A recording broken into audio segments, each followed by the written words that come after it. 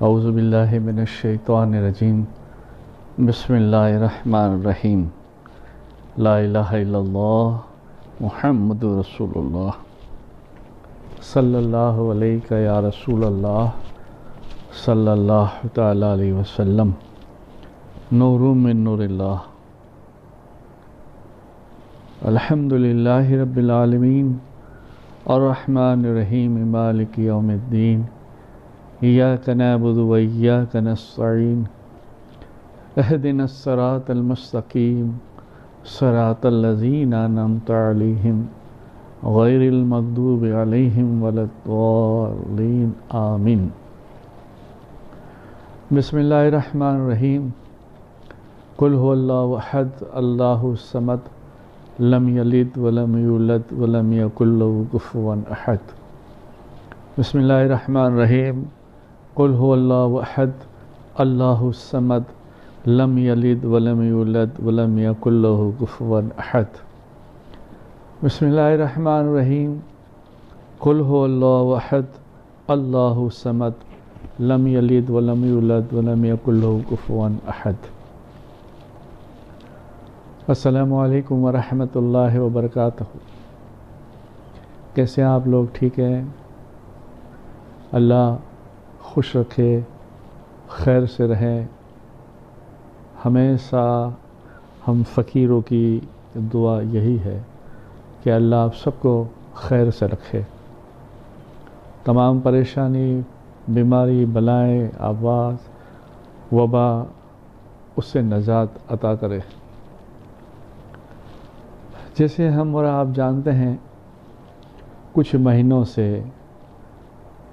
ہم سب لوگ ایک بیماری میں مبتلا ہیں جسے لوگ کورونا کی بیماری کہتے ہیں، اور کئی وقت سے، کئی مہینوں سے لوگ اپنے اپنے گھروں میں لاک ڈاؤن میں پھنسے ہیں۔ ابھی سمجھو 1 مہینہ 15 دن سے کچھ کھلا ہے، کچھ ماحول ٹھیک ہے، مگر پھر بھی لوگ ڈرے سہمے رہتے ہیں، اور سب کی زبان پہ ایک ہی بات ہے، اس کا کیا علاج ہے، اس سے کیسے بچیں، کیا ہوگا کیا نہیں ہوگا۔ تو آپ فکر نہ کریں، قرآن پاک میں اللہ نے سب علاج عطا کیا ہے، اور ایسے دیکھا جائے تو قرآن پاک میں الف سے لے کر ناس تک میں اللہ نے ہر قسم کی باتیں بتائی ہے۔ اپنے ہمارے آقا نبی کریم صلی اللہ تعالی علیہ وسلم پر قرآن نازل کر کے اللہ نے جینے کی، مرنے کی، زندگی گزارنے کی ہر بات میرے مصطفیٰ کریم صلی اللہ علیہ وسلم کو قرآن کے ذریعے بتائی، اور آقا کریم صلی اللہ علیہ وسلم نے بھی ہمیں قرآن اور آپ کی زبان پاک سے بتایا، جسے ہم حدیث پاک کہتے ہیں۔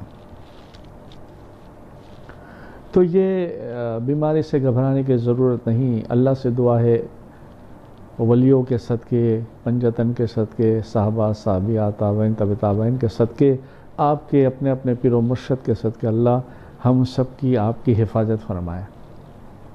مگر پھر بھی بات یہ ہے کہ کیسے کریں۔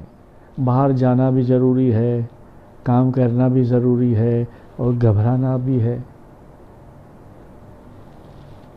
تو میں اس کے لیے کوئی ڈاکٹر کا علاج نہیں دوں گا، کوئی حکیم کی بات نہیں کروں گا، پر میں ایک ایسی بات کروں گا، اس ایک میں 2 باتیں ہیں جس کو مومن کلمہ پڑھنے والا انسان بے شک کہہ کر اس پر عمل کرتا ہے۔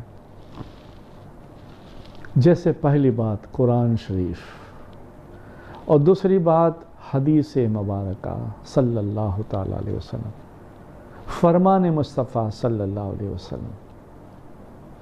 اور ایسے بیماریاں پہلے بھی آئی تھی، آئی ہے، اور آتی رہے گی، اس کا علاج بھی ہے۔ اور دراصل معلوم ہے یہ سب ہونے کی وجہ کیا ہے؟ وجہ یہی ہے، رب کہتا ہے، خدا کہتا ہے، میرے بندے، میری بندی، اب تو آجا میری طرف، اب تو توبہ کر لے، اس کی چھوٹی سی مثال میں آپ کو یہ بتاؤں، پھر ہم جو ہے قرآن و حدیث کی طرف چلیں، اور چند منٹوں کے لیے میں آپ کے سامنے آیا ہوں۔ اس کی ایک مثال یہ ہے کہ جیسے سمجھو باپ کہتا ہے بیٹا سنتا نہیں، بیٹا کہتا ہے ماں سنتے نہیں، ماں کہتی ہے بیٹی سنتی نہیں، شوہر کہتا ہے بیوی سنتی نہیں، بیوی کہتی ہے شوہر سنتے نہیں، اڑوس پڑوس کے کوئی لوگ اچھی بات کرتے ہیں تو سنتے نہیں۔ سب کی ایک ہی فریاد ہے۔ فریاد کے ساتھ پھر اس میں اور ایک فریاد ہے۔ کیا فریاد ہے؟ پیر صاحب سرکار ابو دیکھو ہم نے 3 بار فون کیا، 3 بار گھر پہ بلانے گئے، جواب نہیں دیتی یا جواب نہیں دیتا۔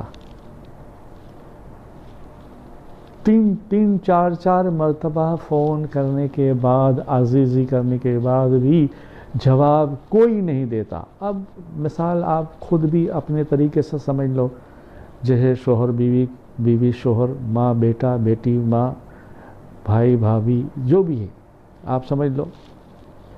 ساری مثالیں اس کا مقصد کیا ہے؟ یہ ہے کہ یہ ہمیں جواب نہیں دیتی یا جواب نہیں دیتا۔ تو غور سے سنیے گا، ہم 1 بار 2 بار 3 بار کہیں، وہ جواب نہ دے، جواب نہیں دیتی یا جواب نہیں دیتا، تو ہم ناراض ہو جاتے ہیں، رائٹ؟ ہم پریشان ہو جاتے ہیں، رائٹ؟ ہمارا دل خراب ہو جاتا ہے، رائٹ؟ ایسے ہی آپ کو سمجھانے کے لیے یہ مثال دی میں نے۔ اب اوریجنل بات کی طرف آ رہا ہوں۔ ایسے ہی اللہ پاک ہر ایمان والے کو 5 دفعہ بلاتا ہے۔ اس کی مثال اذان۔ مؤذن بانگی اذان میں اللہ کی تعریف کرتا ہے، گواہی دیتا ہے، حضور کی تعریف کر کے نبی برحق کی گواہی دیتا ہے، اور پھر حی علی الصلاح حی علی الفلاح کہتا ہے، آؤ فلاح کی طرف، آؤ کامیابی کی طرف۔ آپ سنیں، غور کریں، میں اور تم کتنا کہنا ان کا مانتے ہیں۔ پھر ایک طریقہ ہے نا، دنیا داری کا بھی طریقہ ہے، بیٹا نہیں مانتا تو مان کے سمجھاؤ، اس سے کوئی بڑا ہے تو اس سے بول کے سمجھاؤ، کسی نہ کسی کے ذریعے سمجھاؤ اور اپنی بات منواؤ اگر اچھی ہے تو۔ کئی بار ایسی بھی ہوتی ہے بات منوانی ہے، ناجائز ہے، حق پر نہیں ہے، پھر بھی ایک دوسرے کے ذریعے لوگ بات کرتے ہیں اور دباؤ ڈالتے ہیں۔ پھر وہ بندہ اور بندی کیا کرتی ہے، کیا کہتا ہے، اچھا ہم سوچیں گے، ٹھیک ہے۔ ایسے ہی بس اللہ پاک ہماری اچھائی کے لیے، ہمارے بھلائی کے لیے کبھی اپنے بندے کو سیدھی راہ پر لانے کے لیے کوئی بیماری نازل کر دیتا ہے، کوئی بلا نازل کر دیتا ہے، گھر میں پریشانی نازل کر دیتا ہے۔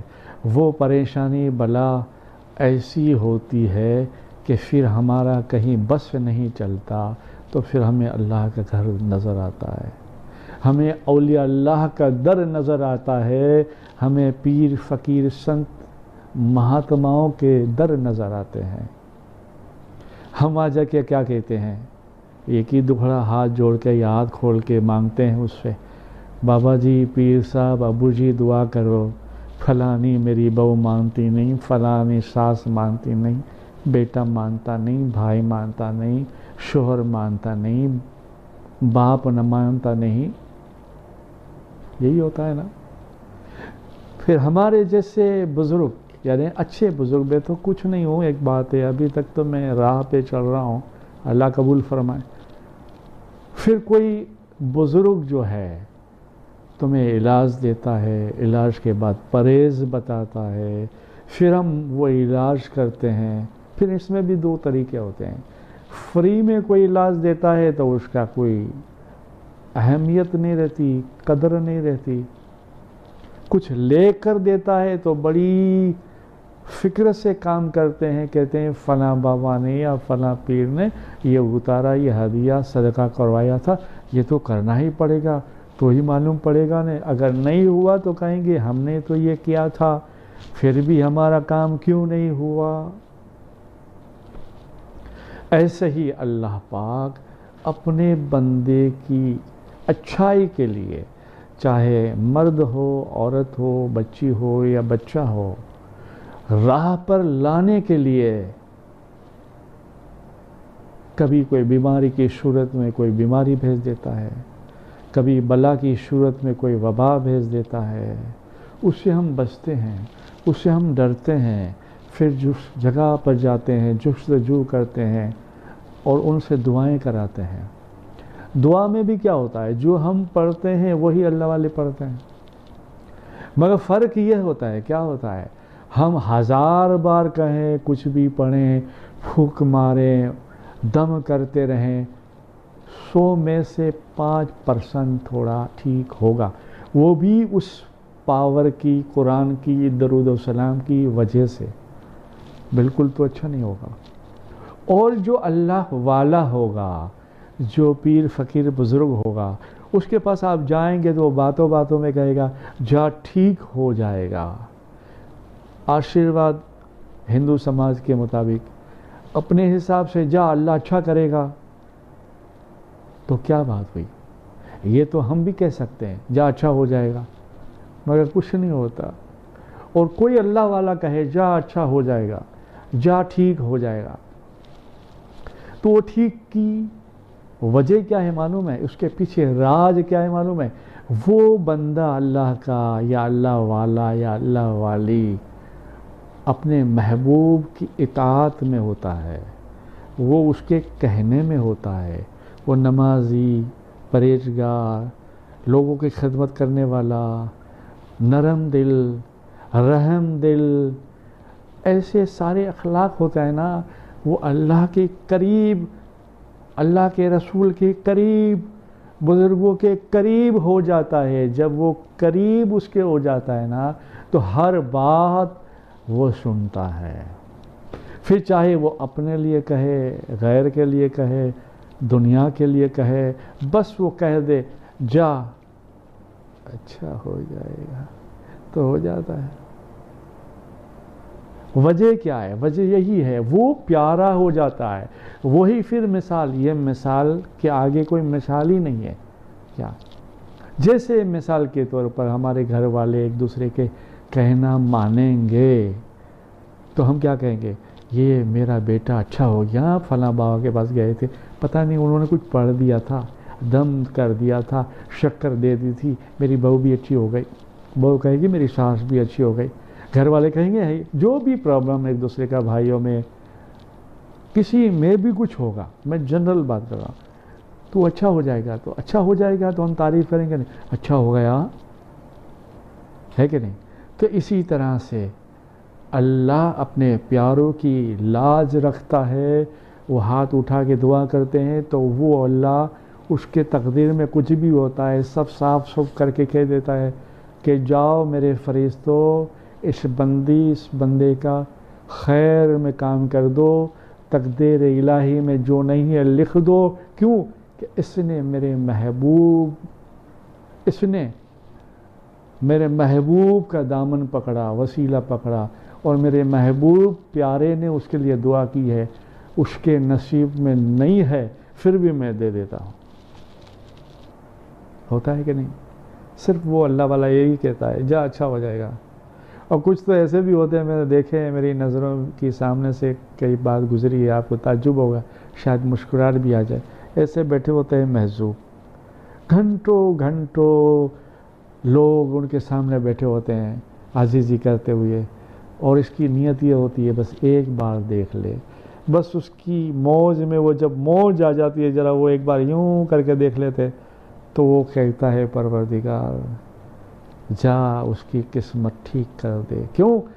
اس نے میرے محبوب کے در پر جا کر جستجو کی تھی، میرے محبوب کی توجہ کے لیے، نگاہ کرم کے لیے بیٹھا ہوا تھا. اس نے دیکھا، سمجھو میں نے دیکھا. یہ باتیں کچھ مختصر اس لیے کر رہا ہوں تمہیں خاص اصل مقصد کی طرف لاگے چھوڑ دینا ہے. اب وہ یہ ہے کہ اتنی بڑی بیماری ہے، سب اپنے ایک دوسرے سے پریشان ہیں، اور ایسی السلام علیکم ورحمۃ اللہ وبرکاتہ۔ ہمارے اس ویڈیو کو زیادہ سے زیادہ لائک کرے، شیئر کرے، کومنٹ کرے، اور ہماری آنے والی ویڈیو کے اپڈیٹ کے لیے ہماری اس چینل کو سبسکرائب کریں۔ السلام علیکم ورحمۃ اللہ وبرکاتہ۔ اللہ حافظ۔